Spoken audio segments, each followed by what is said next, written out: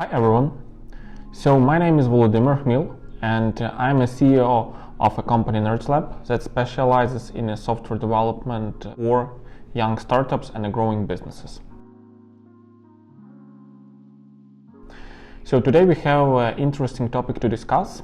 It's MVP, or in translation minimum viable product. So first let's start, what is an MVP? In reality it means that you need to spend less possible effort to achieve the minimum results for a project that solves a business problem for a specific group of users. It can be customers, businesses, doesn't matter. You should not focus on solving many problems at one time just because you have limited resources, limited time, and you need to be very fast. You need to find your exact audience that strives from this one issue and concentrate on it until you will start rapidly growing. MVP, it's a minimal product. You can start thinking of using no-code tools or already out-of-the-box solutions. For example, it can be Wix for landing development, or it can be Firebase as your backend tool, or like many other ready solutions that requires no code.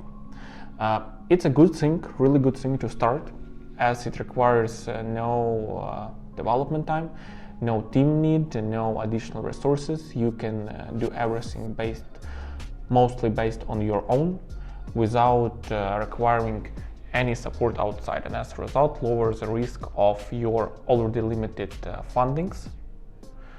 Still, you need to understand that each of these tools, they have its roof, meaning that up to a certain point it will work and will give you beneficial results. But when you will try to develop something new or connect with different secondary vendors, you will face an issue that it's either super hard, either not possible. That's why I would recommend to start with a no-code solution as a prototyping, as a way to show to investors the basic idea, or in case you want to have some very simple proof of concept that does not require spreading across a big audience, that you can simply develop it easily and it's done. Otherwise, I would consider building on a custom solutions that exactly fits your idea, because there are many technologies and you need to pick the right one that works best in your scenario. The next thing to consider, if you will go the approach number 2 when you will be working with the custom solutions, it's to be a tech savvy. What does it mean? So as a startup that's on its early stages and you are developing a minimum viable product, most usually you will have a very limited fundings, which means that you need to spread them very wisely to achieve the best possible results. You are not the big company like a Facebook or a Google that has billions of dollars, that can experiment, to do everything they want and still have no harm with spending unnecessary resources. You need to be very precise in this area. You need to understand that on the different stages of a project there is benefits from different approaches, different tools and so on. And in case you are not like benefiting from one tool or one specific development on initial stages, I would recommend avoiding it up to the later stages and investing this money in something more useful for your startup. Even like if you developed, you can use this money to do custom user interviews, user journeys, to ask questions from your audience, and after that enhance your product with additional functionalities or the functionalities that's really needed by your audience. So example of this thing would be a unit tests. Unit tests, it's a programmable written code that automatically runs a test if the code executes correctly or not. It's a very good approach. It's like in a developer's Bible that everybody should use it. But you need to understand that if your project takes 100 hours to develop, additionally you will spend 40 hours or unit tests, which means like 140 hours in total.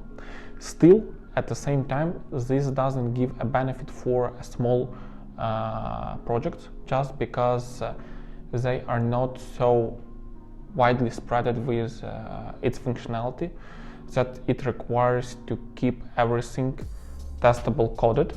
In this case, you can use a manual testing, and most probably it will give much faster, more accurate and cheaper results than using developers to write a code for you.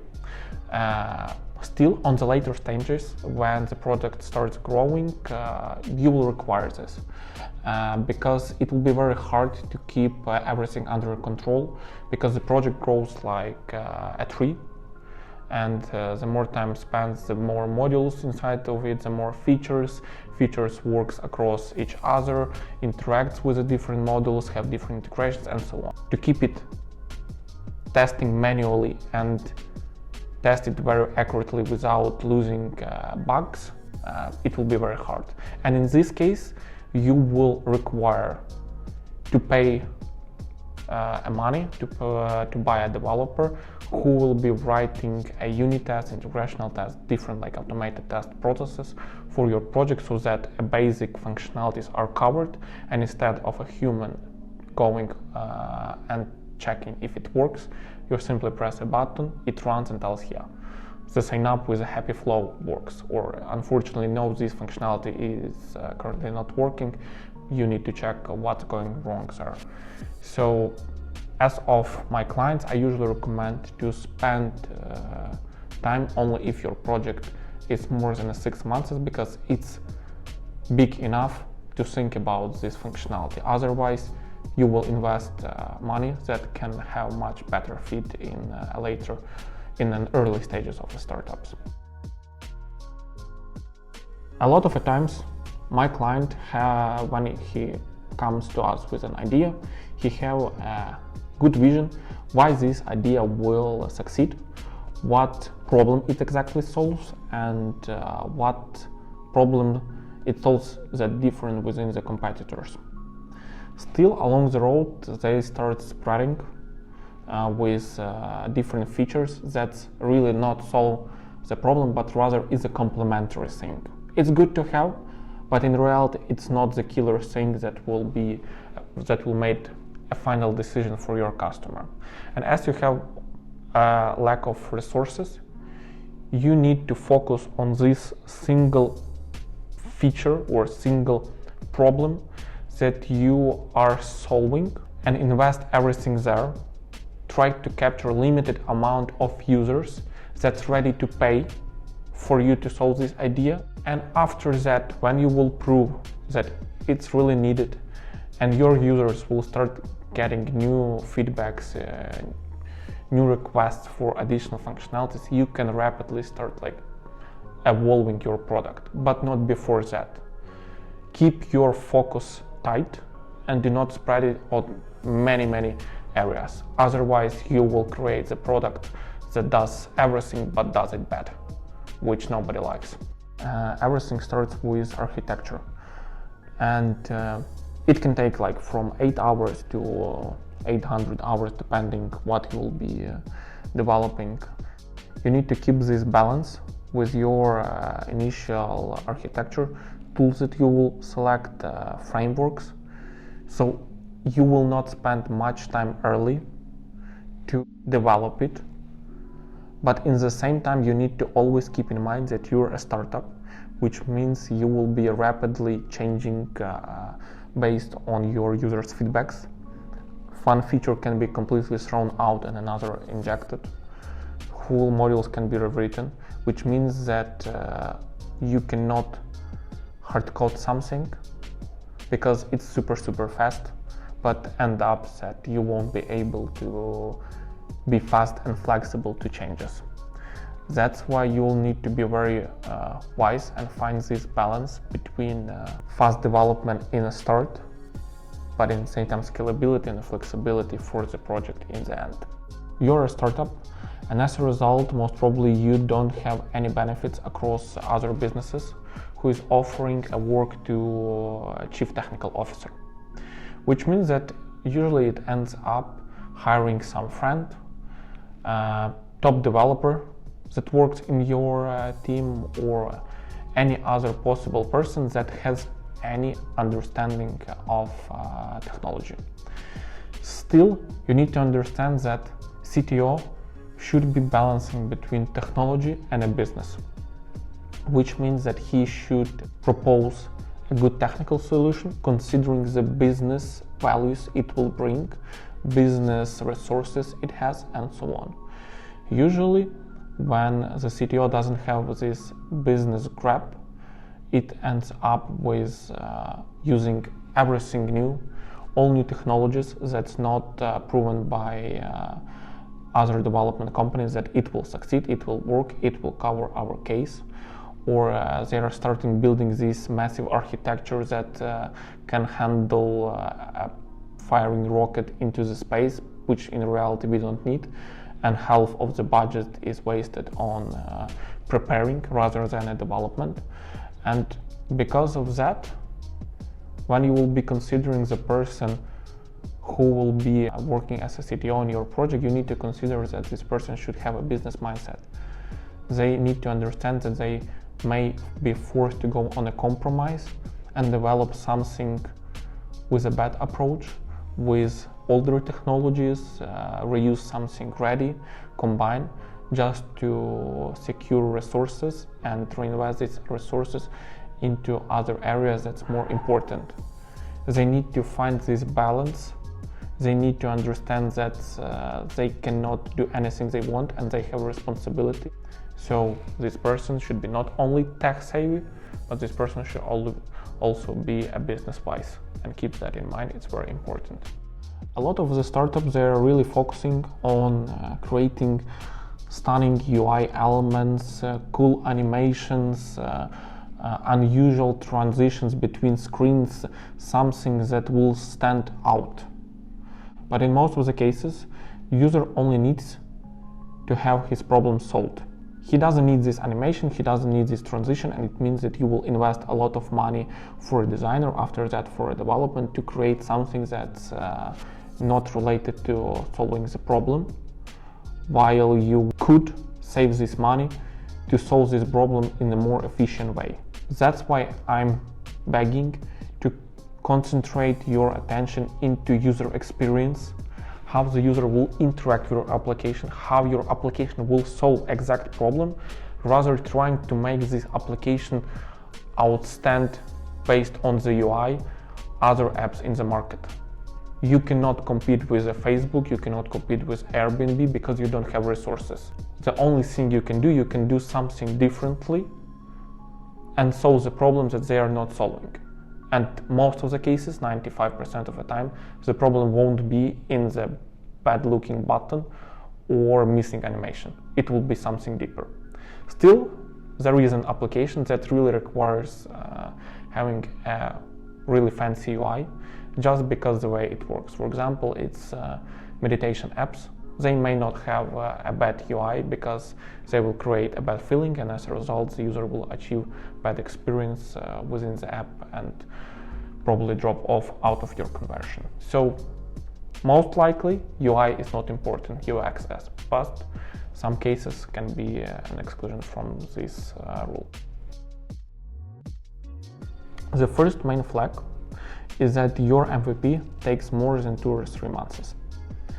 In most of the cases, if you're solving one problem, unless this is very complicated technical solution, you're able to solve it in 2 to 3 months.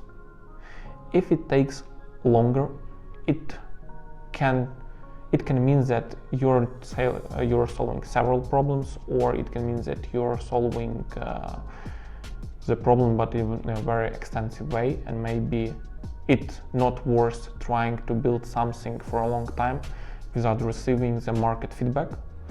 It's rather better to solve this problem in a simpler way and get it live, receive feedback, does it good, not what you need to change.